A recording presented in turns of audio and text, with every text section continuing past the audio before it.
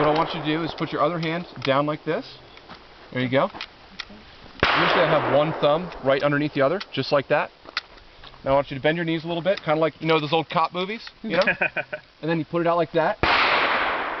And then shoot at your leisure. You have 10 rounds.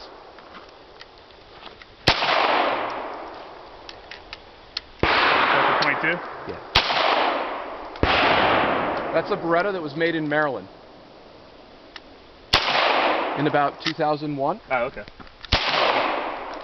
Oh, we have a failure. What? Yeah, leave it. Just leave it. It's cool.